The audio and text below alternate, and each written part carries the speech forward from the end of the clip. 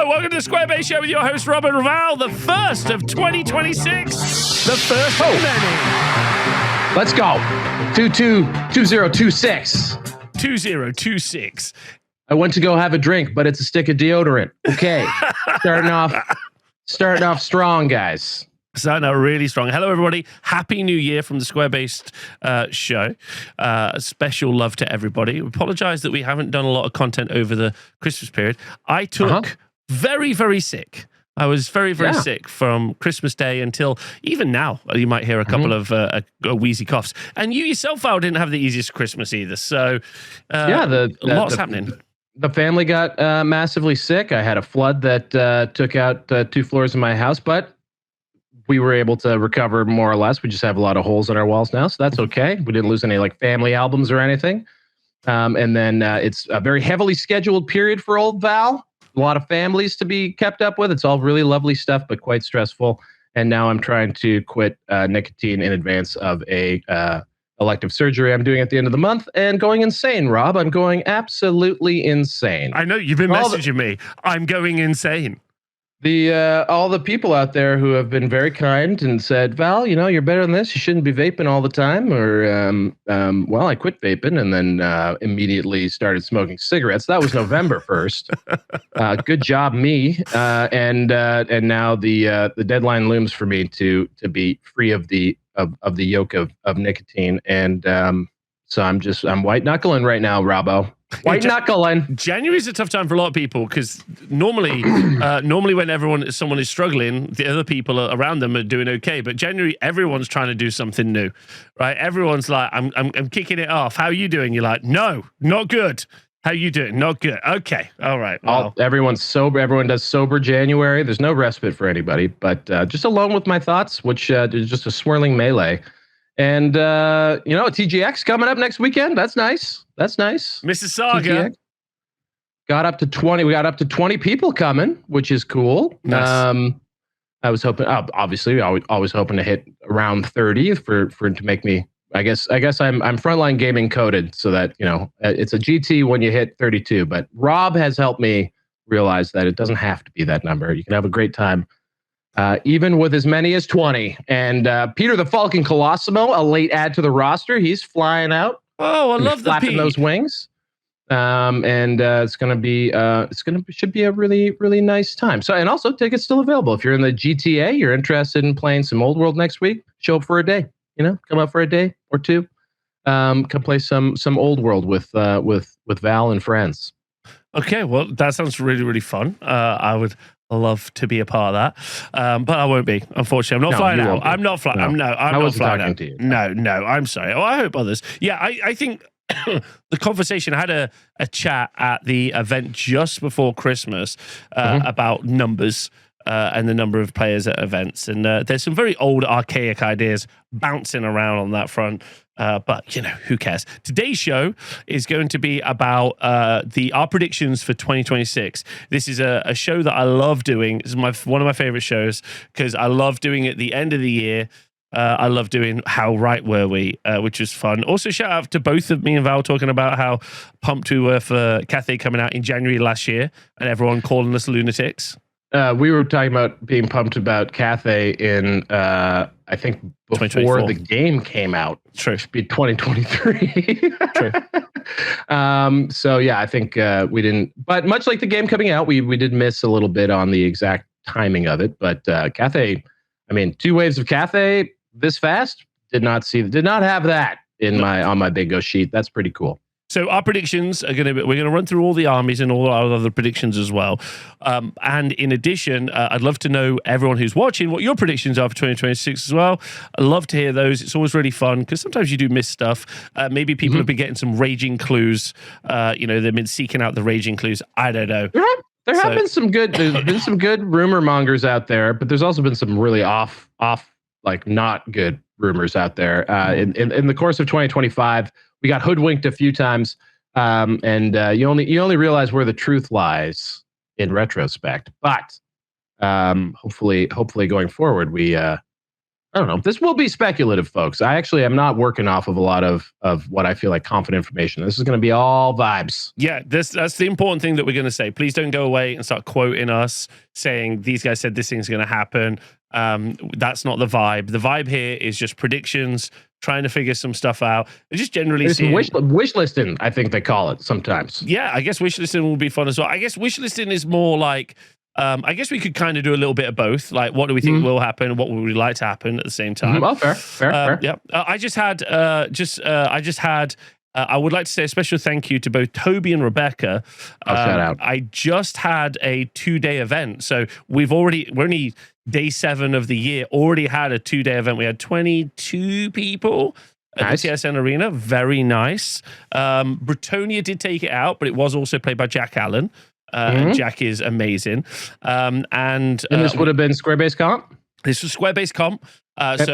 Which we'll kind of get into that in a moment, because I think we should do some kind of like news updates as well. Sure. But yeah, Square-based comp. There was also Lizard Men did really well. I think Pip came second. Which is nice. No, that's not true. Rebecca, don't shoot me. Rebecca came second with Wood Elves. That's true.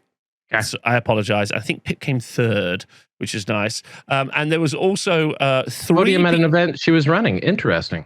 No, Toby ran it. No, Toby the TO Tyrant ran that event because they rolled off Saturday morning to see who would play. But that's great. I was literally bedridden from Christmas Day until maybe the Friday just before that event. So it's like 3 or 4 days ago. And then even then, I set up for the event. I did the first 2 games of the event, and I was so sick, I went home. So thanks to Rebecca and Toby, people were able to play loads of 1-day events at the TSN, and they were all 1-day Square-based comp events. So I just want to say a special thank you to both of those 2 people for helping support me, but also support the community to be able to let them play. Because like when I'm sick, I'm not like, I don't think I'm going to lose money or anything. That doesn't bother me. It's not like a normal thing. You can't not run the event because people have paid travel, people have paid accommodation. You can't just be like, sorry, team, I'm sick. Like someone has to step up, right? Yeah. I mean, you could, but ideally you don't. And it's awesome that you had folks that were able to step up and be there. I have a question. How did the 1-dayers go? Were they well attended? 1-dayers were well attended as well. Shout out to Kev. Yes, also, Toby really wants me to point out that he now has personally ran the most Square-based comps in the world, and not I. Yeah, which I hate. So I'm being bullied on that front. But yeah, we had Skaven won one of the 1-dayers, which is great, which is a special shout out to Kev. I think generally the vibe that I'm getting from everybody is that once this FAQ that's apparently rumored, so that is apparently the rumor that in January we're going to get a big balance patch / FAQ. Once that happens, having a look at some of the tiers would be really nice. You know, like maybe anything that can take 2 dragons doesn't get to go in 2/6. Maybe ogres drop down. Maybe knights to the orders drop down. Conversation about Tomb Kings, loads of stuff, which me and you are obviously going to have. But I think generally people were so pumped about being able to use things like Minotaur Herd and Wood Elves, and it seemed like it really worked. So actually pretty great reporting on that front. Well, that's really, really cool. Again, like the objective of it was to, I guess, change the meta without changing how the game actually plays. And I think, I don't know, in the limited experience we've had, seems like that's working, and people are excited to switch armies and go to stuff that they have felt like they needed to leave on the shelf, and that's cool. And if it gets more people playing, that's fantastic. And so I think we'll do a deeper dive into it. I think you're right. Probably wise to wait for this next FAQ, because what they've said is it does seem to be like it might be more of your balance style FAQ rather than, sort of core mechanics like we saw in the summertime. Yes. Yeah, I guess that's the first prediction / not really a prediction, is they have said that in January, and probably it will correlate with the launch of the new Cathay stuff, which looks like it's going to be either mid to the end of January, right?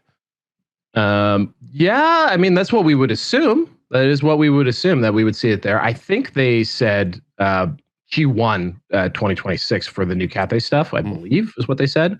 But it would make sense to me that they would try and get that out the door sooner rather than later. So it's got as much time as possible to rack up the sales before the end of Games Workshop's year, which is, I guess, May 31st or May 30th, whichever. Yeah, absolutely. I didn't run some events, but we had loads of events. It was quite sad because it was meant to be my Christmas break as well. And my Christmas break was meant to be just like hanging out with a bunch of people over the Christmas period. And I just didn't get to do that. So I was quite disappointed on that front. But we got more events, obviously, in the calendar. If you want to join us at the TSN over the next 6 months, all our events are on the website, tsnarena.com, which is cool. Yeah. And also, I was able to live stream and also record for Bat Reps, which will be going up on Patreon soon, maybe even the next 2 days. Okay. I recorded the first event in full, and then I did 2 games of the second event. And I want to tell you about, I think I told you about this on the phone already, but can I tell you about an amazing scenario that occurred in one of the games? So it was Jack who won the event playing Bretonia, and then Pip who came third with Lizardmen. And there was this amazing situation where they were playing kind of diagonal, and Pip was like rolling a flank, and Jack moved a unit of his peg bus with all of the characters in up to the top of the board, and then failed his ability to like walk between worlds or something, or whatever it was. It wasn't walk between worlds, whichever one it was. And then he was like plonked there, right? Goes round a turn, nothing happens. Then goes back to Jack's turn. Jack fails his impetuous test on a 9 rerollable, ends up charging into a unit of skinks. This unit of skinks is screening in front of a Bastiladon, a Carnosaur and Old Blood, and also a unit of Temple Guard. So he obviously just wipes the skinks, overruns into the Bastiladon, and now he's about to get flank charged by Temple Guard, and also a Carnosaur is coming in at the same time. Right? Sounds perfect. Sounds literally perfect. Pip then casts... Right where he wants to be. Where he wants to be. Exactly. Then Pip casts a spell, gets +1 attack on his Saurus Guard, and you're like, Then both units charge and make it in, and you're like, incredible. And then Pip flubs all of his attacks. Jack makes every save. Jack does all of his attacks, and then the Carnosaur and Old Blood, he wins combat. The Carnosaur and Old Blood is run down. And I'm just watching this, and I'm thinking... That is Carnosaur and Old Blood get run down? The Old Blood on Carnosaur, I think. Oh, right. Yeah, okay, sorry. Yeah. Yes. And I was just looking at it thinking, well, he didn't want to be there. That was a mistake. Then that was bad. Then got out of dodge, and I thought it was the most Warhammer game I've watched. It was very funny. So that is shout out to Pip, because that's the kind of scenario that makes me just devolve into the whiniest bitch that ever whines. But which bit would those kinds of emotional highs and lows? Which bit would you have whined at? The charge, like the failing the impetuous, or like the combat resolution? Probably basically just feeling like, I'm screwed. These guys are going to overrun. Then I'm screwed, and then be like, oh no, wait a minute, no, I've got him, and then just completely no, don't got him. It's all over, baby blue. That kind of just, it's the up and down. It's that up and down, very hard. And Warhammer is, especially Old World, very full of those kind of moments. And I assume the game continued from there. It was a draw. But, was it wound up a draw? Oh no! It may have been it might have been a small win to Jack. I don't want to rob him of that small win to Jack, because I think he was able to. There was a unit of marching column Knights of the Realm that just basically fast and furious around the entire board edge for like 6 turns, and then eventually got the special feature in the middle of the board right at the very last moment or something. Insane like that. It was quite funny. Yeah, it was really good. Also, I think I might need to do something about the Bat Rep room. It's too chill in there. Okay. Everyone's you were saying this. Yeah, everyone's like, there's very little banter. Everyone's just like, oh, what a comfy chair. Oh, it's so quiet in here. It's so relaxed. Maybe my immediate thought was perhaps you need better ventilation. Maybe the oxygen is a little low in the room. Maybe folks are just getting a little sweepy, a little too much carbon monoxide in there. Who knows? Maybe we could, or maybe just pump in some EDM. Get some house music in there. Yeah, that'll get people going. Yeah. All right, some drum and bass, and just really make them. Yeah, drum and bass. That's what the British like. Yes. Yeah. Drum and bass is exactly old world. That's what I think of when I think old world. I think jungle. Yes, absolutely. Especially if you're Pip. Yeah. Oh, especially if you're Pip. You're playing in the Lustry, of course. So anyway, yeah. So those games, hopefully, we should be starting some high quality battle reports, which will be on Patreon forever. So that's exciting news. And hopefully we'll see what that looks like in the next maybe week or so. And we will communicate how the tiers work and all that kind of stuff at a later date. Like how we will communicate. Yeah, we'll communicate all of that later for sure. Yeah, for sure. He's more interested in getting it done than that part of it. Okay. Which I know sounds silly, but like I'm really excited about getting them done. It's quite cool. That story especially I've enjoyed telling, so I think it'll be enjoyable to watch in a video. It's very it's very Warhammer. Okay, cool. Right, so predictions for 2026. We're going to start we talked about the FAQ and we talked about the Cathay stuff, so we're going to kind of move that through. So and also just want to confirm that on the communication with Warhammer community, because it was a rumor for a while that they were working on something, and then I did double check Warhammer community. Their last thing about the raising of Westerland or whatever the next book is against, they said that it will come at the end of January is when it was scheduled for. So that is true, and it should probably correlate with the release of the second wave Cathay. That's what I would think. I would think in the next week or two we start to see, we start to see indications of that next wave coming, and it will include the FAQ. The previous FAQ was just before Cathay 1.0 dropped, which surprised me. I thought it would be the other way around. So I got caught looking when that second when that last FAQ came out. So maybe it will be FAQ. Second wave Cathay, that feels about right. So yeah, going into 2026, basically the world is open. All of the books have been released that should have been released, as in all the core factions. So what we're going to do now is we're going to kind of go through each of the core factions initially, and we're going to talk about whether or not we think they're going to get new models or they're going to get new rules.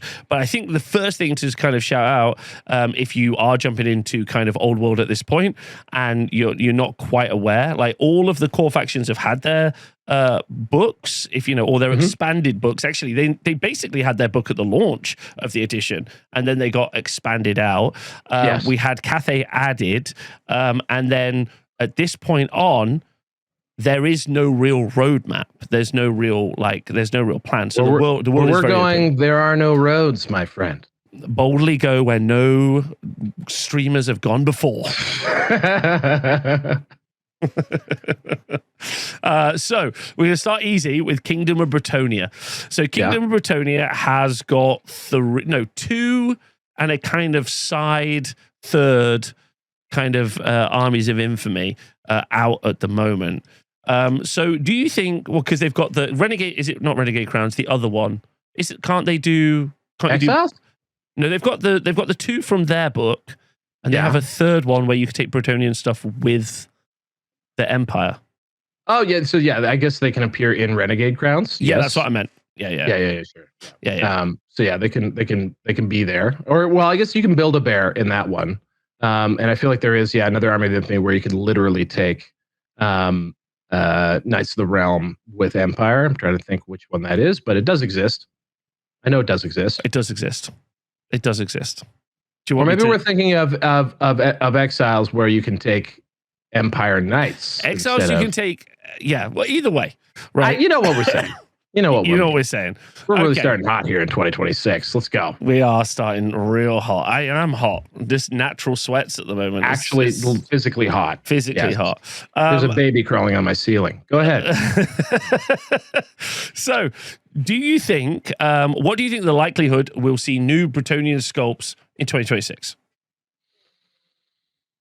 Well, I'm trying to think, they are sort of a key part of a theater of war in the lore right now. Correct. Which was sort of really glossed over in the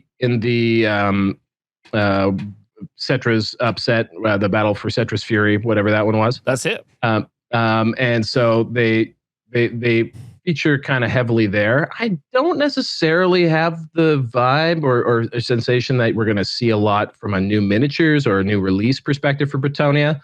What I am really curious to see about is the way they're addressed in the FAQ that's coming up. Because if they are doing updates to the individual armies, and based on how things have worked in the past, we might see some nerfs for Bretonia that they may or may not deserve at this exact moment.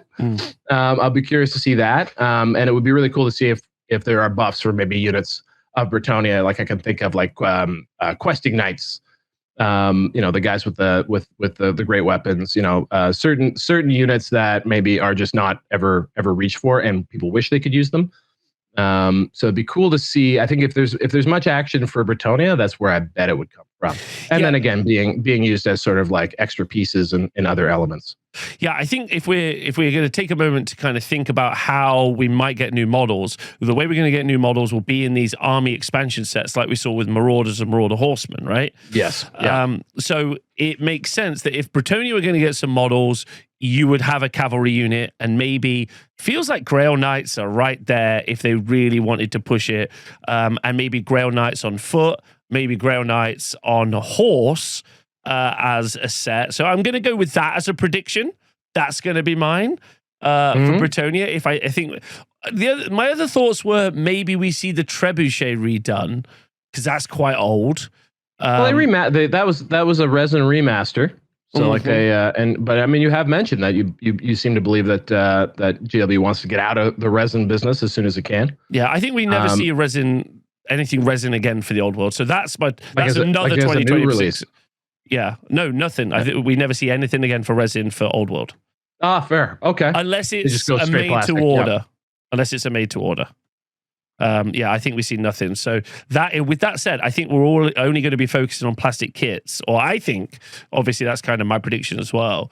I think, so I'm going to go Grail Knights on foot. Any other hot takes on that? Any thoughts? Yeah, I like the idea of a Grail Knight dual kit. I don't know if that's possible, but no, like your questing knights probably wouldn't go there, wouldn't go very well. But yeah, like a remade Grail Knight kit would be so fitting, so awesome. Because right now, when you look at a table and Grail Knights are present, because they have their moments. It's hard to tell. I don't know to a layperson. Like if I'm not all like Bretonia coded, I don't necessarily even notice a big difference between Bretonians and Knights of the Realm. And we saw those Knights of the Realm on foot and how like just sort of towering and ornate and like all the different various cool things and baubles that they added to them. So it would be really neat for them to take another pass at the Grail Knights. I would love to see that. That'd be fantastic. Real base talk though, no difference between them. Like they're trying to institutionalize their French hierarchy on us, Val. Don't let it happen. There's no difference between a peasant and a Grail Knight. Okay. I suspect there's a number of differences, but we can just leave it there. Okay, so Kingdom Bretonia, and you're okay, cool. All right, Empire of Man is our next one. Okay, Empire of Man. I feel like this is one of the ones most ripe for an army expansion. Okay, gotta be. So, what are you thinking? I'm thinking that we finally start seeing a shift to armies of infamy that are like state-based, especially since, and I'm going to call out my favorite one, which is the one that's actually it's been a key theater of war, the Westerlands. Yep. Led by Marienburg. We've seen a number of different elements named in the story. Manon's blades have been named. Magritta has been referenced. There's just so much that seems to be alive in that corner of the empire, and we've even seen, the studio for some of the action photos from Raising the Westerland. They painted up, Westerland units in sort of the blues and the yellows, which is super cool. So I think that would be a really great place for the empire to start. Because we do have Nuln, but Nuln just seems kind of random. I know I've said this before. Someone in the comments told me why it wasn't super random, but like Nuln just doesn't feel very integral to the story right this second. And so I think it would be really, really great if we saw specifically some of the Imperial states get fleshed out with Armies of Infamy, and I'm calling Westerlands as being the one. Nothing to do with your deep love of Westerland. I mean, it is my favorite, no doubt. I love those freaky deaky Dutch allegories that the Marienburgers are. That's I love gold, but it just seems really indicative. Like I remember when we first read, I guess it was the Warriors of Chaos book and the Raising of Hollum. Where they came and they blew stuff up. It felt like there was a last stand of Manon's Blades, and it felt like, oh well, obviously they're going to re-release Manon's Blades. It felt like there was a lot of stuff that they were hinting in the lore that seemed obviously like it's going to come now for the stuff on the tabletop, and it just didn't. So I wonder if that's, like you said, maybe they were backpedaling. I think the most obvious unit. Okay, this is actually tricky because there's some old stuff in the Empire range. Some old stuff, yeah. But I think the oldest, most essential thing are the Empire Knights. I think those guys are quite old. I think they're kind of first wave GW plastics, sort of similar era as like Catechins and Old Cadians and things like that. They're sort of that very first wave, whereas a lot of the other stuff is more second wave GW plastics, like 7th edition fantasy era. So I would say Empire Knights seem like they are the most tired, most important, and most overlooked right now. Would you also marry that up with state troops? Because that would be like a nice kind of mirror to what they just did for Chaos, really, in that, like, you've got your infantry unit in the state troops, which the state troops I think hold up fine, but also they could do some pretty amazing state troops, especially if they then plan to do state troop upgrade kits for different city states and stuff. Yeah, you could get real Horus Heresy with this, and I mean, you could also see them do something like, no, we're not going to update the core box, but here's that upgrade sprue, right? Here's that thing, right? Which they will often, like I've seen them do in 40K a bunch. Like for example, before they refreshed all the Imperial Guard, the Cadians, one of the oldest, most tired model ranges they had. They released a set that was basically a Cadian upgrade sprue, gave you new heads, gave you new sort of backpacks and stuff to stick on them. And that could be an easy win for them to sort of refresh this lineup, especially with the state troopers. I don't really I'm not in love with how the spears and halberds work on the state troop thing, because no one is at arms, like no one is actually just holding their spear. So like everyone is posed as if they're in the front rank, which makes it very frustrating to not break all of your halberd heads whenever you're moving guys in and out. So from just like a usability perspective, I'd love to see a redesign on the state troops. There's also a long-standing point of upset that the state troops, a number of them don't have shoes, which is perfectly fine if you're a bumpkin from Stirland. But I would think the Marienburgers have more pride of place than that. They would send their soldiers to war with shoes. So I think there's a lot of love for the previous to the current iteration of state troops, where they were a little bit more, a little bit more stately, and these ones are a little more ragtag, whereas they are supposed to be drilled, trained soldiers. So that would be great to see that reflected. So yeah, I'd be open to it, but I think the most obvious one, if there was a surprise drop, to me, would be the Empire Knights. You could just take that kit from virtual 0 to massive hero. Yeah. So if I was to be thinking about what they seem obsessed with when it comes to Empire, it's got to be Outriders and Pistoliers. I don't know who has a hard-on for Outriders and Pistoliers. It's my letter writing campaign. Every day. Dear JTY, in the next Tomb King army, you should include Pistoliers. Skeletal Pistoliers. Skeletal Pistoliers, yeah, exactly. I think that there's an opportunity here for... So I'm going to go out on a crazy limb, because later on we're going to do predictions for other game systems, and Mordheim does feel like that has to appear at some point. So I think that we might see some stuff come out of Marienburg. As some kits, as our like first city state that's like fully reformed as an idea. And I don't hate that idea. I think maybe some sort of infantry kit maybe something else. I guess if we're going along the Warriors route, or like what we saw from the Marauders, it's got to be more generic, and it's not going to be as specific as something like that. But maybe, I don't know. One cool thing about Marienburg specifically as being the next state to maybe get its own set of rules is they're very dependent on mercenaries. And one thing that we have alluded to and feel quite strongly suspicious that is lurking out there is the return of Dogs of War, which would flesh out Tilea and Estalia, sort of the southern Europe of the old world.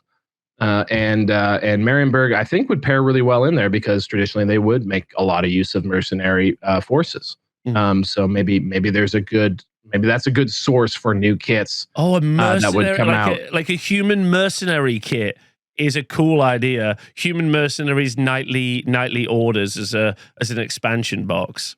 Yeah.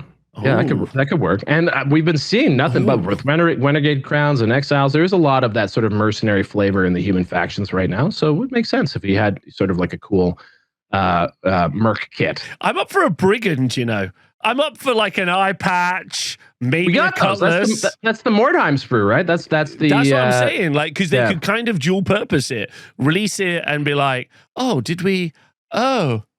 I'm so sorry. We accidentally made it. Like, I can feel them accidentally stumbling into Mordheim is kind of the point, but not accidentally, like intentionally.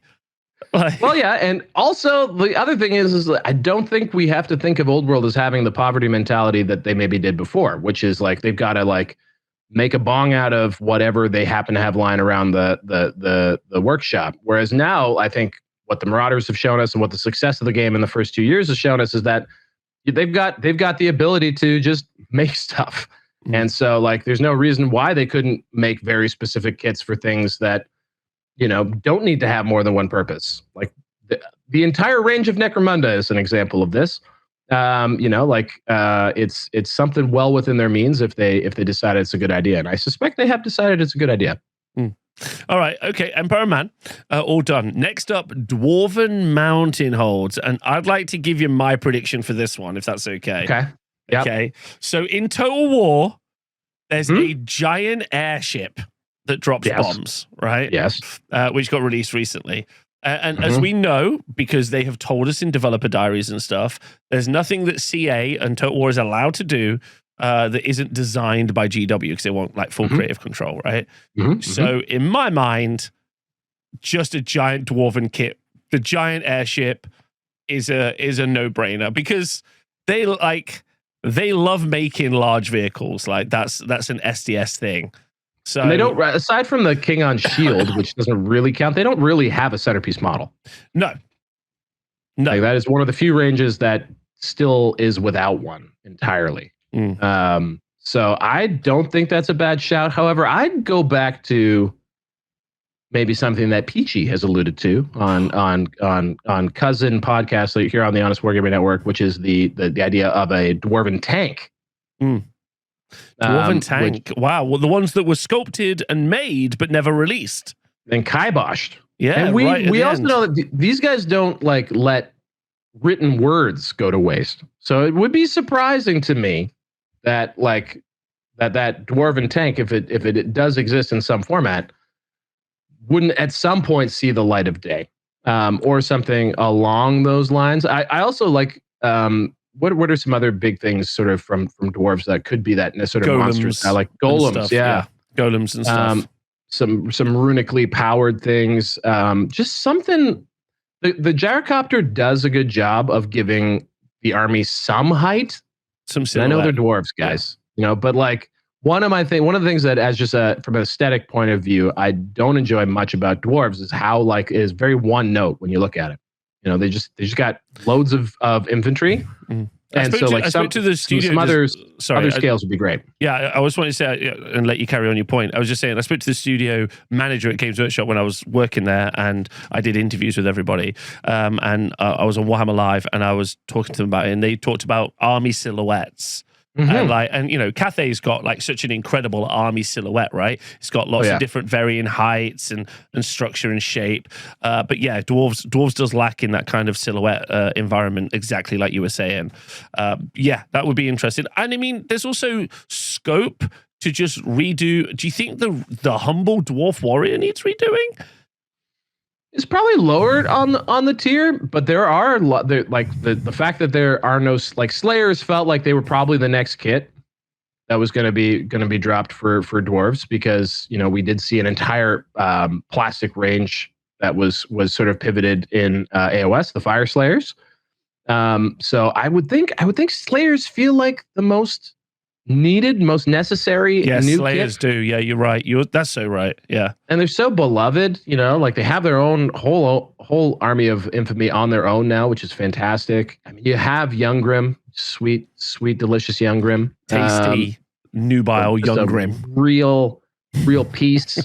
So like it'd be great for them. I think that would be a really smart way for them to start expanding things, because I don't know, the rest of the stuff is fine, like and it has, as far as as far as ancient models are concerned, Slayers kind of fit into that niche of Grey Knights to me. Sorry, not Grey Knights, Grail Knights, in the sense that they never made it to a refresh in the old edition. Slayers also never got to their refresh moment. That's true. So that seems like an obvious pick.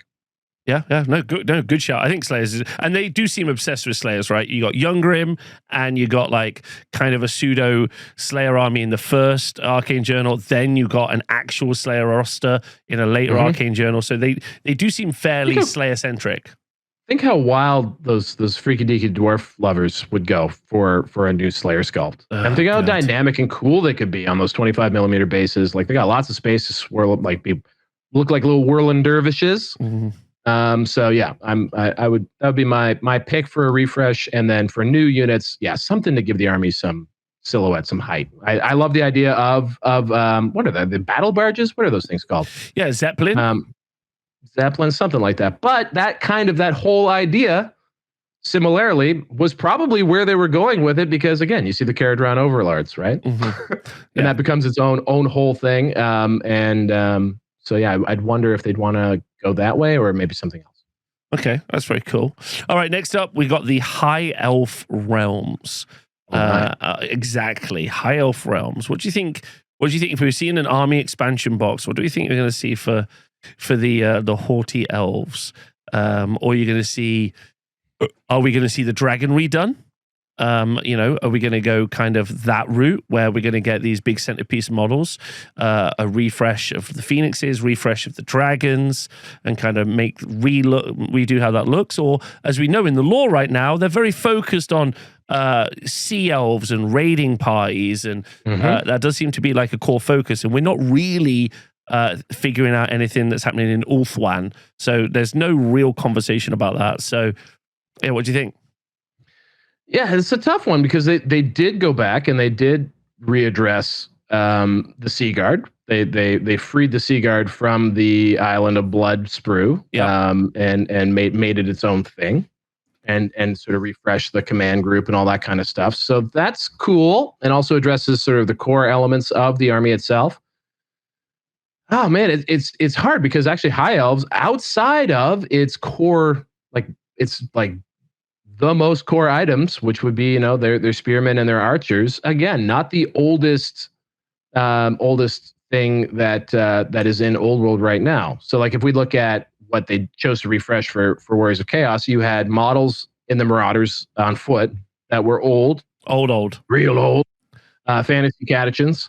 And then also didn't really fit the setting nicely. So like they were like naked, like hot desert dudes, rather than barbarians coming down from Norsca. And although the mounted version of Marauders were a newer kit, again had been refreshed more recently, they didn't fit the aesthetic that they were looking for, right? So like that's to me probably why it was readdressed. With High Elves, like they've already kind of addressed the things that are interacting the most with the Old World in the Sea Guard.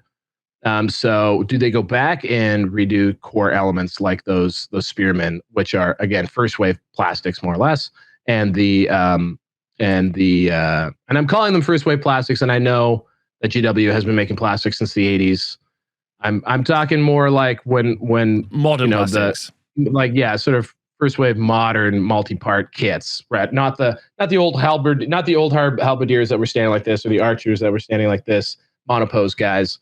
I guess they're more like the second wave. Anyway, it's tough. I don't know. I'll throw it out to you. Is there something obvious I think you would go with high elves? Like, I can see why we were all pumped about Marauders, but ultimately it's Marauders and Marauder Horsemen, not even units you often see very much in play, but they do feel like a core element of, along with Warriors of Chaos, we haven't got to those yet, but like along with Warriors and Chosen, to be like a core element of what the army is. And I think if we are seeing them start to refresh and start to modernize the ranges, it's going to be spearmen, it's going to be archers, it's going to be silver helms, and silver helms, great call on silver helms, and it's not super sexy, but like, you know, ultimately Marauders aren't really super sexy as like a, you know, they're not a Grail like Grail Knights, you know, which we picked earlier.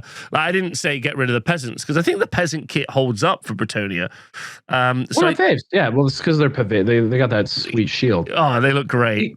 Just a general philosophical question: if you're going to collect an army, right, and like the core unit of it is again, lots of people. Tremendous amount of nostalgia for the what I'm about to call derpy, fat-handed, like old sculpting technique miniatures. If you're more coded towards the type of stuff that GW does now, do you think like having those really legacy-laden like core selections is a big negative for people onboarding? Like maybe the Marauders unlocked Warriors of Chaos for a lot of people out there because suddenly like the thing that they need the most of, or could potentially make an army around, is a very new, dynamic-looking model. I think it's likely, you know, as the prediction, I think it's likely that they just redo all the core elements of each army, and actually not a bad shout to kind of kick you off. You know, like we're going to talk about made to order in a bit, but like I feel like they're going to give us rules for like a billion things, and then while that's all happening, they're just going to be like, you know, here's new archers, here's new spearmen. They're updated for, and then also, I think maybe with the eye, I think when I saw the thing that I keep hyper focusing on mentally is the Marauders when they were individually spread out in the photos in the Arcane Journal. Right. When I saw that, and I saw the wolf ships, and I saw the city, I was like, yeah, you're making that look like a bunch of individual Marauders, not like a block of Marauders running around. And I think you could see berserkers, if you will. Yes, exactly. And I thought, you know, we could easily be seeing them effectively building the skirmish units that we might see in a smaller skirmish style game like Mordheim or something. But they're going to be doing that through releasing the core kits. So if we see a high elf archer, we see a high elf spearman, and maybe it'll be like a dual kit if it's a spearman, right? But like spearman, and maybe we'll see like a sword and shield guy. Then you know, that's all the bits that you need to also do a skirmish thing at the same time. So that's a lot of joined up dots for a Games Workshop product launch. That's a lot of joined up dots, but it would make sense in my mind. And like, I guess like I've always been confused as to what drives their decision to update X kit or launch X thing now, right? And like, so sometimes like the Marauders to me really did make intrinsic sense because they really do, like they are like in a way that even Cathay isn't, because Cathay is sort of adjacent to the old, like where the story is taking place in the old world. Yeah. Like the Marauders are very, like, it's just a very foundational piece of like the bad guy, right? Like we have a proper kit for the bad guy. And also now for people who were like, I don't want to buy those fantasy catechins, you know, like, or like, it's not an interesting entry point for me. Going through and updating those core things, maybe that unlocks, you know, the sort of the sideline players, the folks who are like, because basically all I'm thinking of is if you resculpt the spearmen and the archers, which I think is completely a valid idea.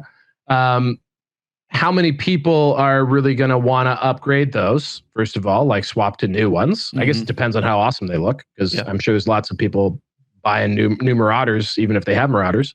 But second of all, like, does that like also turn off all the people who bought a ton of the old sculpt that just launched in the last year and a half, right? Yeah. Like that's a bit upsetting sometimes. So it's an interesting play, like for them. Like, do you? I called net new. Like my thing was any kits you see will be net new units. Will be completely like new. Like they won't be something that had rules before. And that call was entirely wrong. That was a prediction I had going back a long time. More like the Knights of the Realm on foot, right? Where there was a unit that didn't exist before. Now they're at a place where it seems like they're able to go back and rather than being driven by, we need to create things that everyone needs to buy. It could just be we want to create things that we think are important for the setting in the game. Yeah. Also, I think it also shows a commitment to a faction, but also the game, right? Like if you're like redoing core elements of each army, then people are like, oh, okay, we are on the ground floor. And like you said, like jumping into, I think there's a bunch of people that would have jumped into Warriors of Chaos with that Marauder box. Not a great box necessarily to jump into, like what you would see as an event. Wolves of the Sea ain't no joke. No, I think they're still doing okay, right? Like, no, you're lots right. Of good pieces in there. You're right. I think that's a bit more techie for a first person, though, is what I'm trying to say. But yeah, like I think on High Elves, I think that would make sense. There's also scope that we're going to see crazy stuff, but we really can't predict left field. So I think. Yeah. As an army expansion box, I think it's going to be spear elves, and archer elves, and something else, and maybe a couple of character kits. Super easy. If we saw something for high elves, which again, I'm not necessarily feeling it in this version of the game. Okay, all right, that's fair. I feel like they are a very sidelined army. Less relevant to the setting, but yeah. I don't know how much that matters. So next up, talking about not relevant to the setting, is Wood Elf Realms. Super relevant to the setting. They're there. They are there. I mean, the High Elves are there. The High Elves are there. They say they're there. They're on ships and stuff. They're on like ships and trading posts and shit. Like, but they're not really there. Well, they have these guys are. These guys live there. Yeah, these do live there. That's true. What were these guys doing when Cetra was just burning through the Border Princes? Just hanging. Are there trees in the Border Princes? Yes, there's trees in most places. Someone check the record. I'm not entirely sold there are that many trees in the Border. I'm like. Total War teaches me that it's like a desert. On the eastern side, on the western side, it's right next to. I thought anyway. Wood Elf Realms. You're right. There is that little tucked away. Anyway, yes. Go ahead. Anyway, yeah. Wood Elf Realms. What can we see for Wood Elf Realms? So if we're going along the theory that we're just getting core things redone. It hasn't been long. 8th edition is when we saw Glade Guard were done. They got all those dual kits. You've got the Wild Riders, which I think stand up, and you also got the Sisters of Thorn. So I don't think that route is very necessary. Now, the Wood Elf, or the wood part, as in Dryads and Treekin, I think is more likely. I think we'll see Dryads leave Age of Sigmar, but instead of those Dryads come over to the Old World, because right now they're one of those unique kits that's kind of in both worlds. Yes. Not explicitly, but yes. Yeah. Not explicitly. I would say that we probably would see new Treekin, new Dryads, and maybe more woodland style stuff. So my thinking here is that they could take a hard left turn from a design perspective on Dryads and Treekin. Because they don't, so like that whole idea of like kits being retired so that they can then be used in Old World. Yeah. That may no longer be a thing. Yeah. I think they just go away. Yeah. I'm with you 100%. Like they could just go and create their own Dryad and Treekin kits. And like what they think a cool Tree Lord would look like. Why can't I think of the word that is? What are you trying to? What, a Tree Lord Ancient? The big trees. Durthu?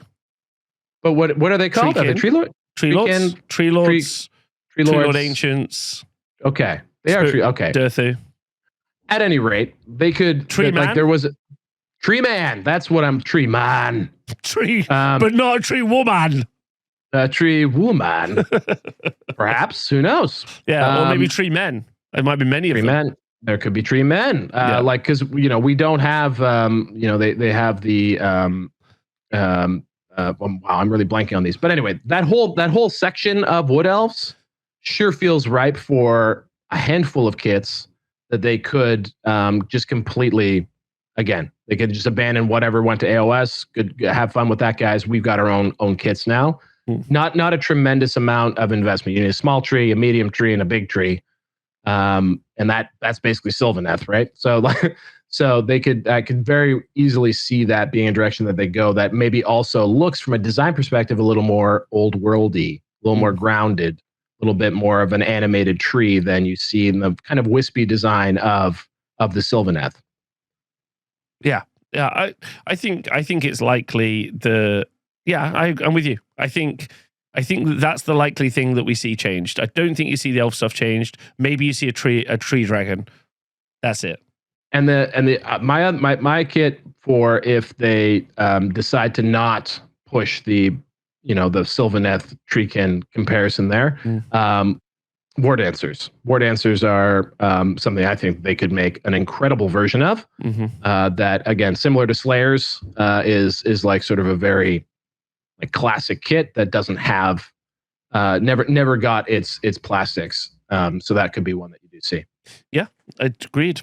All right, let's move over to the evil factions. And they also actually scratch everything I just said. Oh, they don't have the mounted mage, foot mage, and lord and foot lord kits.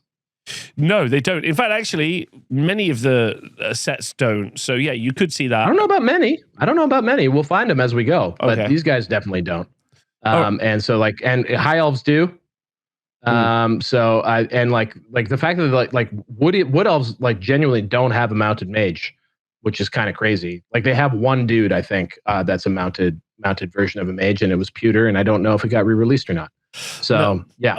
Also, it's being brought up in the chat, but I think it's worth mentioning as well. We got to remember one of the designers from Age of Sigmar who did most of the large scale kits, like Usharan, Vordry, who's a Vampire Lord and Zombie Dragon, moved over to the sculpting team for Old World. So that is interesting as well, especially Wood Elf Dragon. I'd like to see a Wood Elf Dragon. That's a wish list. Proper Wood Elf Dragon. Yeah. It's a wish list, not a guarantee, I think.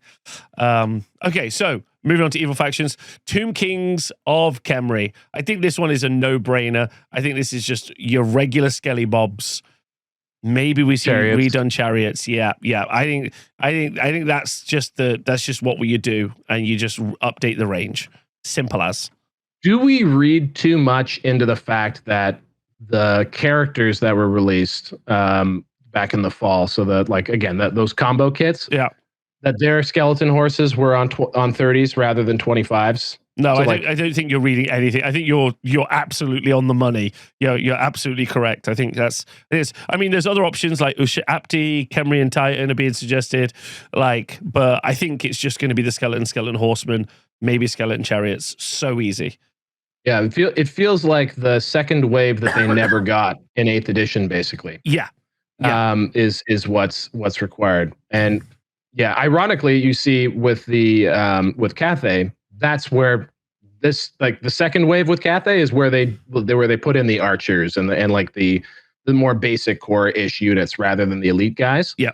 And that's sort of what Tomb Kings is missing. And you got to wonder, is that what holds them back versus something like a Vampire Counts or not? Like just the fact that it's like the essential units for it just really don't hold up that well. And so that would be a really great one to see a proper wave 2. But there's a fair amount of stuff.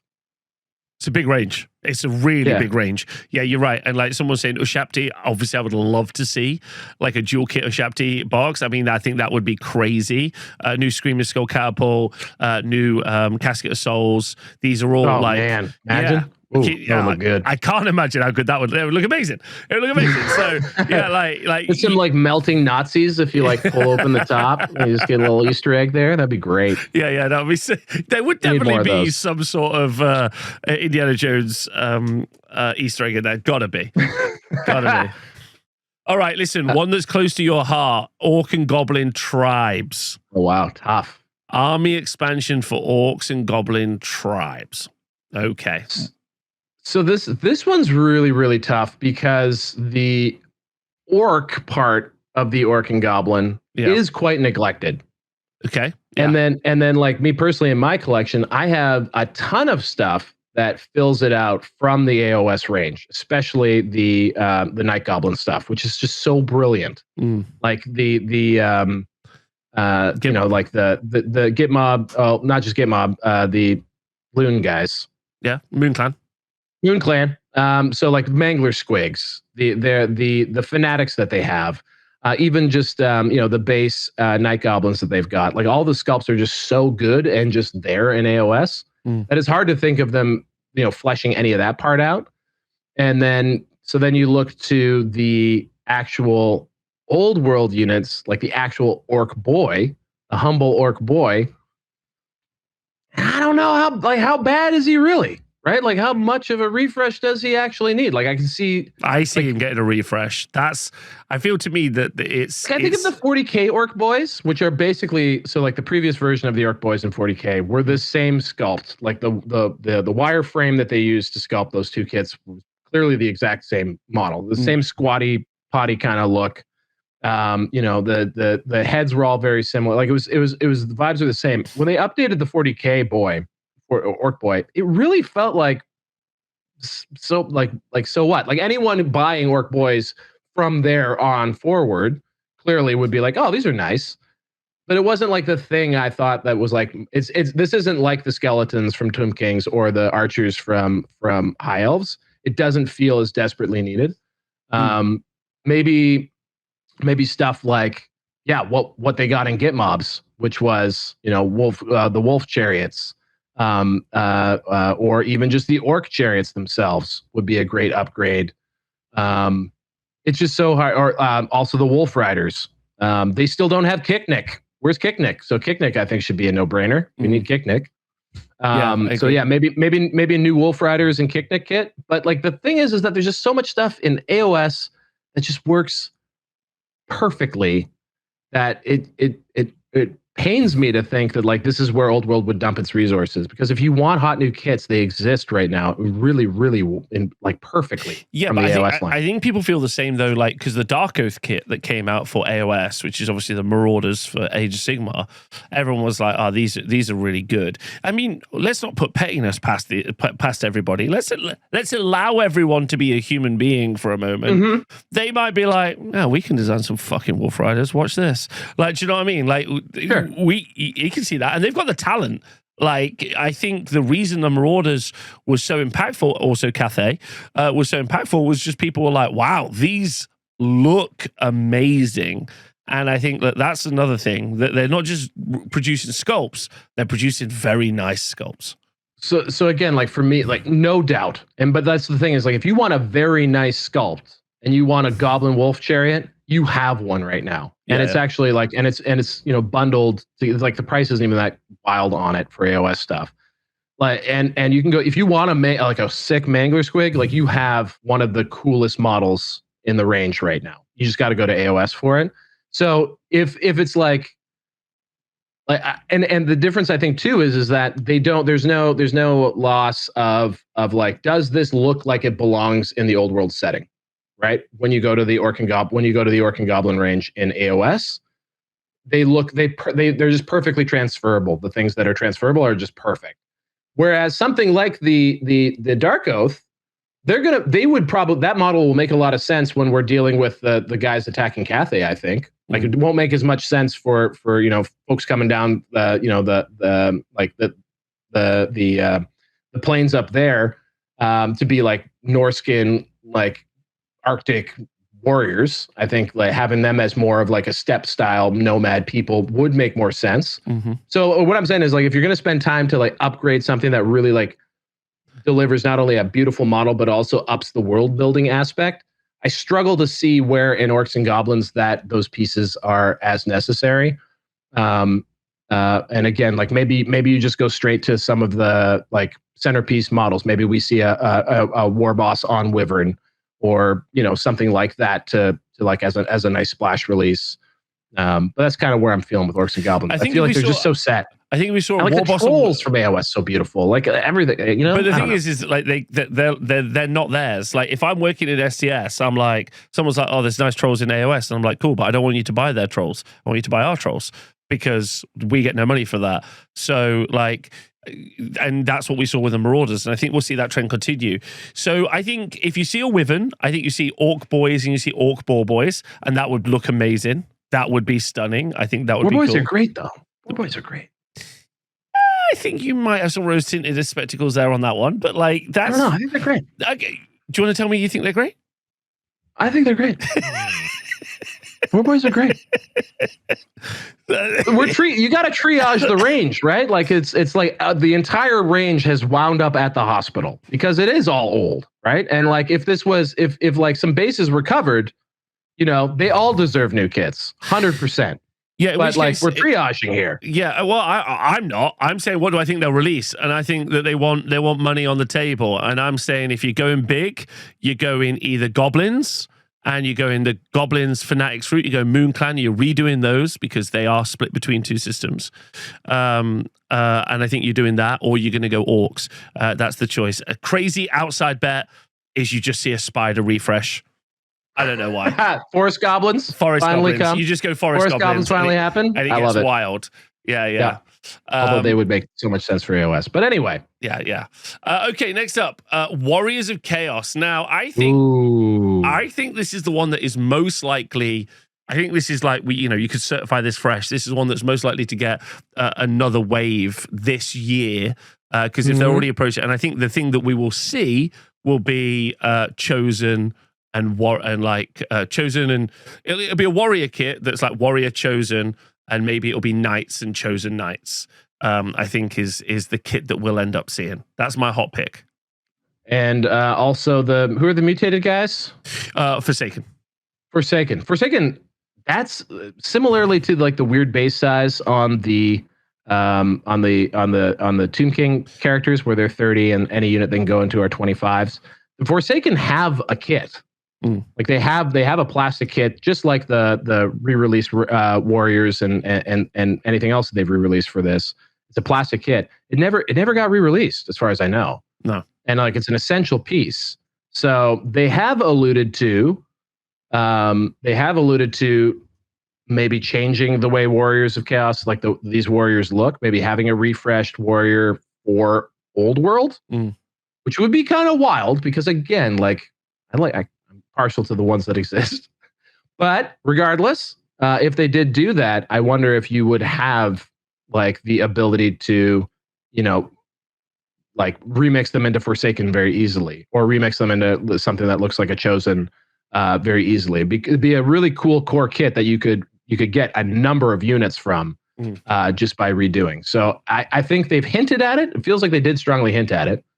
And it does feel like, again, from like a world building essential piece perspective, I really like that call. I think that one is important, and then it would be hard not to also do the Chaos Knights at the same time. Yeah, I think that one is a bit of a no-brainer, but I don't think there's anything out there that like maybe there's a dragon. I don't know why there was ever a dragon, so maybe there's a plastic dragon.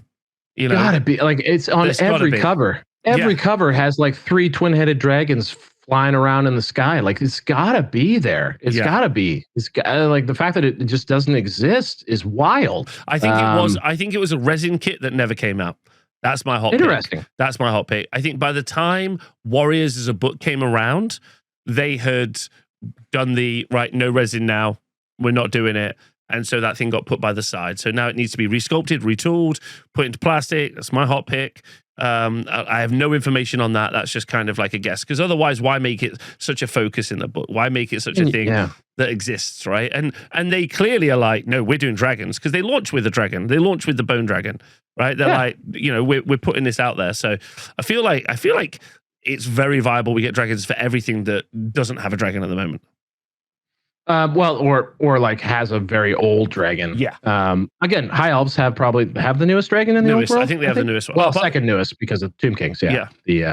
And then of course there was the War Mammoth that we were prognosticating for forever. I'm still saying War Mammoth. I'm still saying Norska. Like it's strange to me, like how the Marauders got released as they were without also just being a Norskin release. Agreed. You know what I mean? Agreed. So, and maybe similarly to Renegade Crowns, it was a situation where they upped their ambition for it, but still needed to release something. So I suspect Renegade Crowns was supposed to be Dogs of War and Talay and all that kind of stuff, but they were like, let's just throw something out there for now and do it properly later. Mm-hmm. And that feels sort of like where the Marauders wound up, which was, we want to do Norsca properly, we can do it properly. Let's throw this out there now. It can be used by Warriors of Chaos, etc. And then we'll carry it back. Mm. Okay, all right. Last one. Well, there's two more actually. There's Beastmen Brayherds. Interesting. Yeah, right. So are you redoing the goats? Are you redoing the gore? Are you redoing the gore and the ungore? Are you, I think, likely you see either a gore and ungore kit, and then Centaurs is kind of... Centaur's big. Centaurs is, I think, a real obvious pick. Or, and those Minotaurs. Yeah, or are you redoing Arnold Schwarzenegger Minotaurs and then doing a Doom Ball, right? Like, it's kind of... there's only so much they can do, but I think we all agree that those elements could be redone. Or are they, like you said, are they going out there and we're going to see something crazy like we see the Famia, and they end up being sculpted in plastic and kind of released alongside the range? What do you think? What's your prediction? Are they even Beastmen though? Like, Beastmen are kind of their specific thing. This is another one of those ranges where trolls, orcs, and goblins. Well, all right, fine. But look. So Minotaurs, you have the Ogroids. What went into Slaves to Darkness was clearly the Minotaur resculpt in AOS. Correct. So like that, like it was clearly that was at some point flagged as, okay, we don't want to put anything into Beasts of Chaos, but we'll redo these weirdos. And then I feel like it was reallocated to AOS. But regardless, so Minotaurs I think would be a really no-brainer part of the line to resculpt and like bring into Old World and make it look a very Old World specific. And then outside of that, though, like again, like are there any like really House on Fire elements in Beastmen that need to be redone? Centaurs, I think, is House on Fire. Centaurs absolutely, I think would fit that bill. Especially if we're talking just sort of like an army reinforcement. We gotta patch this up. We gotta make it look a little more appealing. Something like Centaurs, which are so cool, and maybe the chariots. I don't know. Razor Gores. Yeah, Razor Gores, Centaurs, and then I think chariots. I think is very high on the list. Yeah, that's a great shout. Mm-hmm. Yeah. Okay, all right. I think you're right on that money. And then lastly, and everyone who's watching this, when I say the question, when I ask the question I'm about to ask, don't instinctively punch the TV or your phone. Okay. Are we going to see more Cathay? Hey, everyone, calm down. I would be shocked. I'm going no, unless we see a new storm, unless we see a new dragon. Yeah, that would make sense if they drop another. They just drop another like dragon child. And that would be a real easy thing to do. You drop one of their new dragons with an army of infamy that is sort of sculpted or aligned with whatever that dragon kid's choices are. The book, the Grand Army itself, was written with future dragon children in mind. Yeah, it's true. So it was sort of open-ended that way. I would hope, though, that it's a little bit of time before we after this wave of Cathay. I hope that they let the rules settle in, give people something that's not a pariah to play, and is sort of a complete army, and let Cathay grow and find its legs. Let's get some Black Library literature, guys. Let's get someone out there who's an author with some pedigree, writing more into Cathay, developing them as an identity in Warhammer Fantasy. I'd love that. That's what I want the most for Cathay. Like this battle by the Bastion and all the stuff that's going on out there. That's what I'd like to see. Okay. Yeah, I think, and that also would like novels set in that side of the world too would open the door to fleshing out the neighbors of Cathay. Things like Ind, Nippon, and the Hobgoblin Khanate and whatever. Like you could set the Khanate. You can set a ton of stuff. You can start to lay the foundations for a much more expanded Warhammer Fantasy world by starting to just get some writers working on it. Yeah. So I'm going to say that we might see a Storm Dragon. That's my prediction. Maybe see a Storm Dragon. All right. So the burning question, which many people will want to know the answer to, is what do we think Games Workshop's stance and also their kind of feeling about legacy factions is going to be during the next year? So by the end of 2026, what do we think we're going to see legacy factions life cycle? And I guess also you can at the same time for everybody, when do we feel that we're going to be seeing a new edition? So because I feel like those kind of go hand in hand as a conversation. And would you like the floor? Would you like me to throw something out first? See what you think? No, you can please throw something out first, because I'm a little discombobulated about because I used to have a very strong opinion or a very strong sense of how things were developing, but again, Marauders to me were like all bets are off now. Okay, right? If all bets are off, I think that opens up a lot of things. So go ahead. What do you think's up? So I think if we're going to see a new edition, it'll be early 2027. I think that's what I think. If we're going to see that, I think that'll be on time. Yeah, you think it'll be an on time 3 year? Yeah, I don't think the 3 years is by intent. I think actually what was meant to happen, it was meant to be a very short first edition, and then now, where we are now, we would have been moving into maybe some sort of second edition style thing. But I think, as we've talked about many times, when it exploded at launch, the scope has expanded. I think all the timelines got pushed quite a lot. I can really feel the idea that, if what we have seen pans out and it's like, we're just going to see the core units redone for each army, that kind of takes us around the time period that I'd be thinking of, and we'll see a new edition. At which point, what's going to happen with the legacies? Let me just put my feet on the ground. I obviously would like them all to become, quote unquote, real factions. I'd like them to become supported factions by Games Workshop. So I don't want anyone to think that I don't want that. But similarly, I think this silly schism between SDS and main studio, which is probably some higher ups executive's choice, is going to mean that you're not going to get everything brought through. Ogres, maybe, because Ogre's about to get an AOS range refresh. So that could be the one. Dark Elves also maybe, because Dark Elves probably will be removed from Cities of Sigmar. I feel like vampire counts potentially could also kind of emerge, because you've got Mooslin and stuff like that. But I think Skaven, Lizardmen, and could go away. And then demons, my kind of hot take is that SDS do their own demon range. And instead of saying that they're Khorne, Nurgle, whatever, they're just ruinous powers, right? They're just, and then they could kind of use them for the heresy. They can use them for Old World. I think that works. But I don't know. I think the problem is the success of the Old World validated the legacy, the armies being legacy.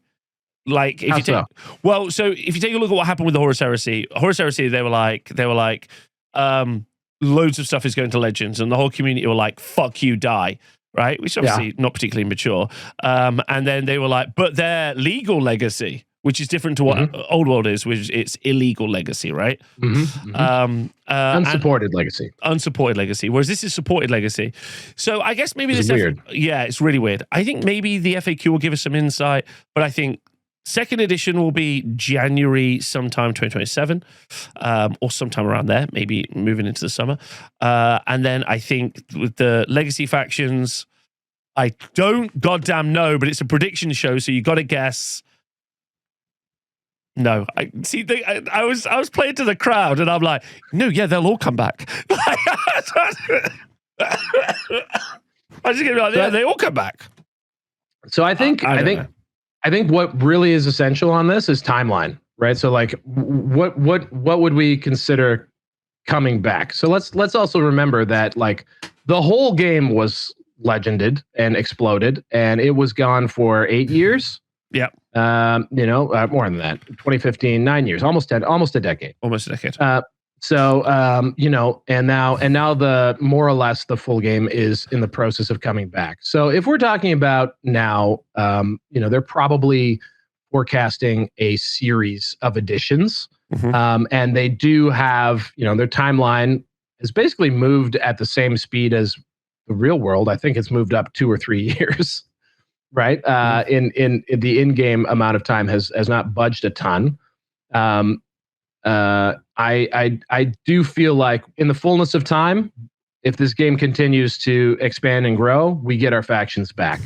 And the nearness of, for example, the new Skaven release and what I assume will be an even more fleshed out version of Lizardmen in AOS Seraphon, that will pass. That they're not the big newness and the big sort of poster boy for a given edition. But I find it very hard to see ogres, dark elves, and vampire counts not returning within, if not this current cycle, then certainly within the next cycle that we see. And chaos is ramping up so fast that like again, it started with these are just a bunch of nomadic raiders. Chaos is at an ebb, all that kind of stuff. And we've already got them now at a scale of power that they can knock down the Great Bastion in Cathay. And they're rolling deep with actual warriors of chaos and like chaosy stuff. Like chaos is rolling in force against Cathay, not that far behind, I'm sure, in the old world. So therefore, demons probably can't be that far behind. And demons seem to be, I don't know if this is a internal thing, like where demons are in an odd spot games. Demons are an AOS product. No. This is the thing. I think the meta narrative about demons in Games Workshop's ecosystem comes from 40k players, because obviously there's the most people, and they're always like, demons don't really feel like they're much of a thing. And it's like, because they're an AOS product. They are always launched during an AOS release. The Tzeentch stuff, everything that was been released for demons in the past. And then they were a dual kit for AOS. Sorry, for 40k. Yes, exactly. They're an AOS product. Wars. Yeah. Like anything that got released for demons in the past several years has just been an AOS product launch, and then sometimes they're in 40k. So like the idea that demons are going away is a primarily 40k conversation. But I think that demons not being part of SDS is a schism conversation. So you kind of get it in both places, but they're absolutely fundamental to Age of Sigmar. So I think the problem is you might see them in a different form from SDS. So and I think that's super valid. And I think a lot of this, the way demons have also evolved a lot for the way that they are in AOS. They haven't evolved much from the like early 2000s versions of demons in 40k or obviously in fantasy either. Like they're kind of stuck in mud. But what I was getting at is, in 40k they have for a long time felt like something that they were trying to maybe move to the side. Grey Knights also never have still not been refreshed in 40k, which is strange. Regardless, I think that they are crucial to the setting of fantasy, much like Warriors of Chaos are. I think demons are. They will return in some respect, because you cannot have a chaotic incursion of the old world without demons. They are just essential. So how that happens, I think you have a really cool view, which is maybe SDS envisions their own line of plastics. Also, most of the demons plastics, especially the core stuff, pretty old, long in the tooth right now. Like Plague Bearers and all of them are pretty oldish. Pink Horrors are fairly new. But would I be wrong to say that a lot of the AOS expansion of demons has focused on new things? Yeah, there's not been a Bloodletter redo. There's not been a Plague Bearer redo. You got all the greater demons, which obviously started with Khorne in Warhammer Fantasy Battle, but then you had Tzeentch and you had Nurgle and you had Slaanesh. But with Nurgle, you got demons and you did get some characters, but then you generally got mortal stuff. Same thing kind of happened with Slaanesh, where the lesser demons didn't get any updates. And then for Nurgle, also, again, the lesser demons didn't really get any updates. So it's just the greater demon stuff, really, that got launched at the time. and apart from Pink Horrors as well, but they've still got old Flamers, they've got old Chariots, they've got a bunch of old stuff. I mean, I even talked about this, like the Sinesh book for AOS has not come out yet in this edition cycle. And I was like, do I think that they'll redo demons? And I think the answer is I don't think they'll redo demons. But, you know, they have these centerpiece greater demon models, and I'm not really sure what happens there. But I don't think they go away. And so many beautiful complementary character models. Like there's just so much beautiful stuff that AOS has done with it that, again, you give the creative license instead now to SDS to be like, all right, redo demons. And like you said, maybe it's cross-platform, working both Horus Heresy and fantasy. I think that's a great take.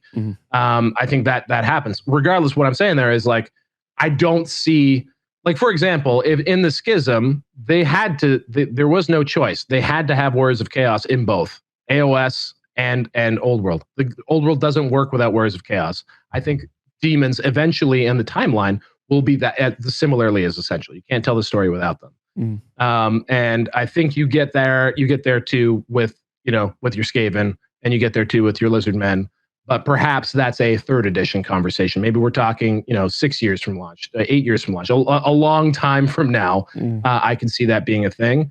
And then the thing that really scrambles my brain about how the legacy factions are handled going forward is the idea of, do they bother ever with reboxing old minis again? And we're still seeing made to orders and things like that of bringing back old models. But do the Marauders, does the Marauder release signify a moment where it's no longer a new old game?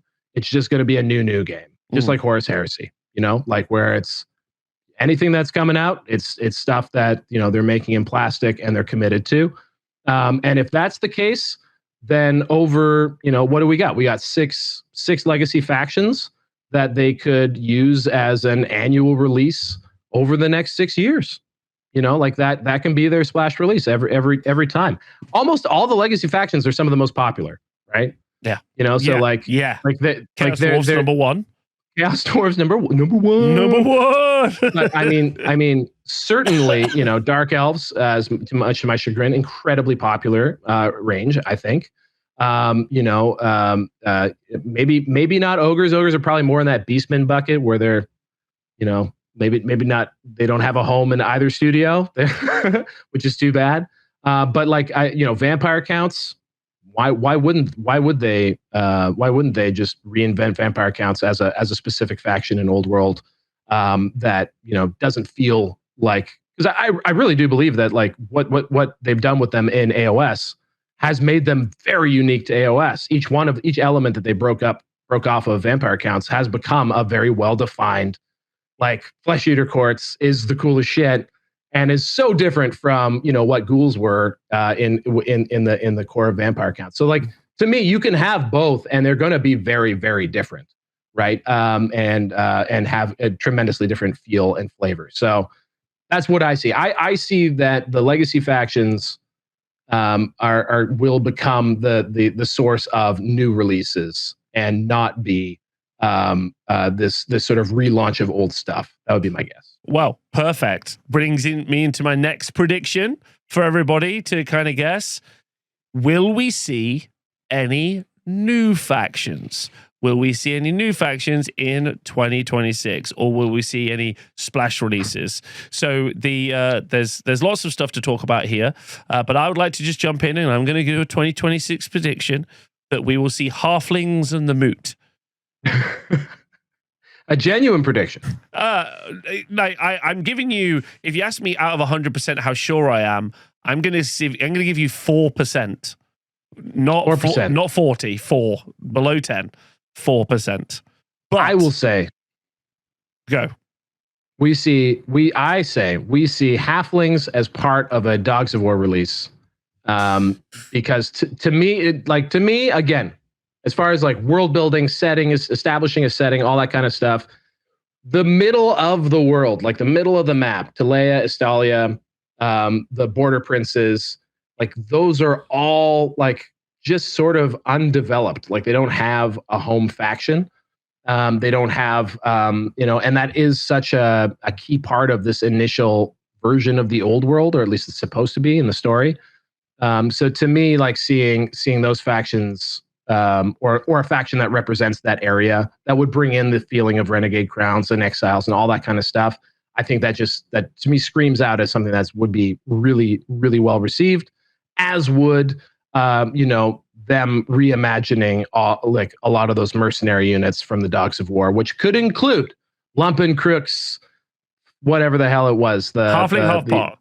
Well, there's the Halfling Hotpot. That was part of the Empire Army, but there was also Lumpen Crook. They were like they were Halfling like archer skirmisher guys. So you're saying Dogs of War in 2026? Yes or no? Yeah. Wow, huge. That would be a massive splash release. That would be massive. That feels real. And that also, I think, would be a great, again, that pairs, I think, really well with the looming spectra of Cetra. So you could also see that with an army reinforcement box for Tomb Kings. And I think that also pairs really well with the vibe of the Westerland, which is really dependent on mercenary forces and not having their own state troops necessarily. Okay. So that's I feel like that's a nice missing piece of the puzzle. Right up there for me with Norska, which again is one of the factions listed in the book, but not supported with a specific Grand Army or Army of Infamy. And then finally, of course, everyone's favorite Kislev feels to me like that will be an addition launch army at some point in the far off future. I think no Kislev this year. No Kislev. Yeah, no. I think Dogs of War, yes, this year. I think that's a prediction. That'd be my guess. If I had to guess, like for a new, what would feel like a new faction, and again, really flesh out, really integral to world building, really establish something that says, "Oh my God, that's where we are." Mm. I think a really good Dogs of War release might satisfy that, and also unite the old heads with all the new players. It's something that even Total War hasn't done a lot of. So it would be like a really fresh angle for them to go on that I think would really play to the theme of the game. Okay, next prediction, yes or no? Will we see any terrain kits come out for the Old World? I'm going to say no, because terrain is so strange, the way that terrain has been treated in the Schism. Like, for example, the Herdstone from Beastmen never came over. Didn't come over. I think it was meant to come over, though. And then, like, it was written into the rules. I think it was meant to come over. Didn't come over. It's not in it. Like, they have a handcrafted one in the books. Like, yep. They don't even use the plastic one in the books. It's so strange. Yep, strange. As I've mentioned before, the Citadel wood was used in a made-to-order recently as a part of an AOS made-to-order.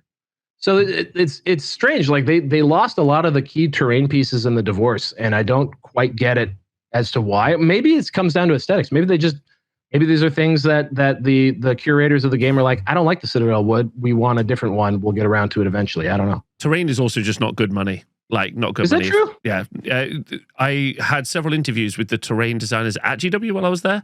And great people, by the way.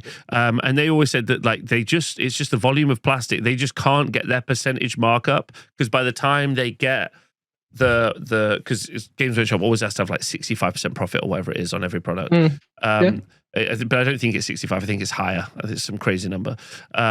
So because of that, whenever they design something, they put enough stuff in the box, and they're like, "Oh, cool! It's £120. No one's going to buy it." So they've always really struggled with that. But I don't think we'll see any terrain kits either. But something I do think we will see. How many more, and we just saw one announced this week, how many more made-to-orders do you think that we are going to see?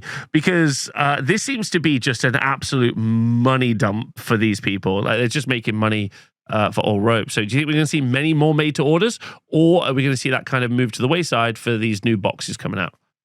No, I see that as because I mean, we occasionally see them dip into that bucket of nostalgia.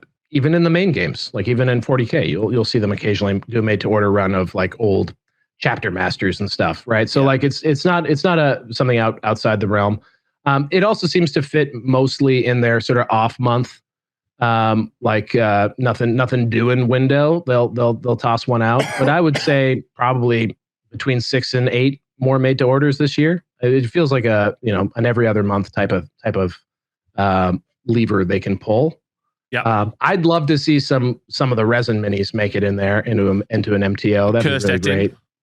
A cursed Etin, a mammoth, like maybe that, like the war mammoth, like as an MTO. I'd wait as long as it took to get that thing delivered. So.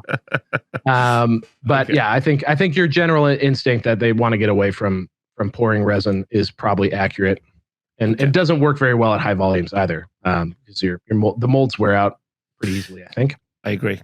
So lastly, as if there's anything else for everyone who's watching who hasn't like there's something we haven't predicted or even given you a 10 cents on, let me know.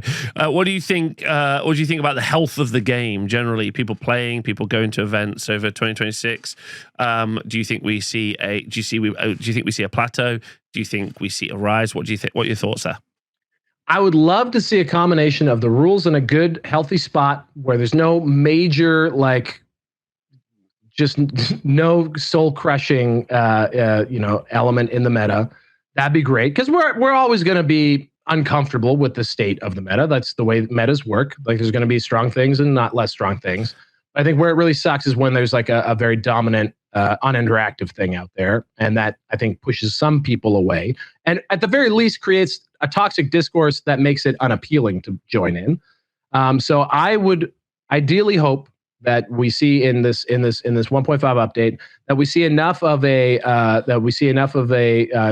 like a remix of the rules that we put out some of the big fires and some of the big complaints, because I think we were close with 1.5. They just kind of broke their ankles on the landing.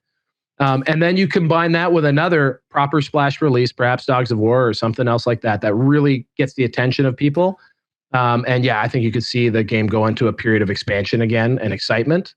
But ultimately, I think that at this point, the next big moment for Old World, for those people who aren't joined in yet, those are on the outside watching, the next big moment will be the next edition release, which will be fascinating whenever it happens. Yeah, I think the game this year will go from strength to strength. I think potentially because they could do in any Arcane journal, they can just be like, here's 6 new missions. Like, here's a new layout. Here's a new thing. I think that they could at any point drop a match play guide Arcane journal that's also got some extra bits in again. And summer would be the time to do that. But having ran an event very recently, seen people playing, no one's bored of the missions. No one's bored of and especially if we do get this kind of constant release cycle of like Armies of Infamy and additional ways to play. And I think also SBC is going to help a little bit as well. I think if it wasn't SBC, it would be a lot more dry. And obviously that I'm speaking from a position of bias there, but I do genuinely believe that's giving people scope as well to be playing more games. So I think we're going to see it really, really like take off. And also 40K is going to come around in the summer. And I think that's interesting as well. New edition of 40K will come around in the summer. And a lot of people will jump into 40K. But also new editions grind people out. Yep, people jump off. Jump off. And I think Old World's a place. Point. And I think that's Old World's a great place for people to jump into. It's got like a lot of the positives, which a lot of people are like, oh, I hate the edition cycle. I hate everything changing. And also, we should also point out, if there's a second edition, the second edition will just be a cleaned up version of the first edition. Maybe. No. I mean, if they add in all the leadership stats from Heresy, I'd love it. But that's me. I'm a sadist. So Heresy is its own game now. Like, Heresy for a long time was like this zombie, not a zombie, but like it was a modified 7th edition 40K. Yeah. And Heresy again made a clean break to its own system this time. That of course I'm sure shares lots of commonality with previous rules, but like it is its own thing. And I think if they were allowed to dare to dream, would they apply like maybe a new lens to how Warhammer Fantasy works and how the mechanics work, and not just trot out some sort of cobbled together mess of 2 or 3 editions like we saw with this version? I'd hope that they take the opportunity to reimagine some stuff and like make a proper new Warhammer Fantasy game, like the 9th edition people were pining for when everything exploded instead. Yeah, I think this is enough of a hit that like they're comfortable But you could see them saying to themselves, let's reimagine everything we wanted. It's kind of my conversation about Wood Elves, right? Wood Elves, I think, fundamentally as a playstyle doesn't work in the old world. Just doesn't work. Like, this kind of evasion tactic thing just doesn't make any sense. So, like, redesigning Wood Elves would be a brave step. But I think, I don't think we're going to see that. I think that's not what's likely to happen. I don't think we're going to see this big explosive change in a new edition. I think, if anything, we'll see them commit more to elements that they believe in, which I think is good. So I think that's really positive as well. But for the record, a consolidated edition where they bring in a lot, like so many of the elements of all of these arcane journals should be just part of a core rulebook somewhere. Like they could bring it all together, put it all in one spot, clean everything up, make it nice and tight. Yes, absolutely. But they could also take it as a chance to say, how should magic work? Like how should wheels and movement work? How can we maybe do this differently? And I would dare them to do that. 2 final questions. Yes or no answers. Mordheim in 2026, yes or no? No. Mordheim released by SDS at any point, yes or no? Absolutely, 100%. Okay, final question. Okay, also I agree with you on that. I don't think this year, but I think soon. And this is the most important one for you and me in 2026, and that is Man of War Returns. Yes or no? Both happen. It's all there. I mean, they have been. I mean, not only Man of War, 28mm Man of War. That's what we're looking at here. No, we're looking at heroic scale Man of War. We're going to go full plastic kit boats. That's tiny where boats. Like full size boats. 32mm then. Oh, sorry, 32mm boats. Yeah, we're not talking 8-10mm epic scale here, bud. We're talking the full. You want the thing. Full boat? You want us to be able to put a little. We're going to be on 12x8 tables. We're going full boat here. Okay, 2026, yes or no, but at some point. I think it's going to come out before the FAQ. Me too. Thanks everyone for watching. Please let us know what your predictions are and what your thoughts are, predictions are in the chat below or in the comments below. Thanks to everyone on Patreon for helping support us. Final any shout outs before we go? No, shout out to you, Rob, for getting through a hell of a month. And shout out to everyone who hung in there with us. Happy New Year. I hope it's as fun to get to do this with you guys every week as it was in 2025. It is an honor and a pleasure to be here. Thank you, Rob, for hosting. It's been a great show. See you soon. Bye-bye.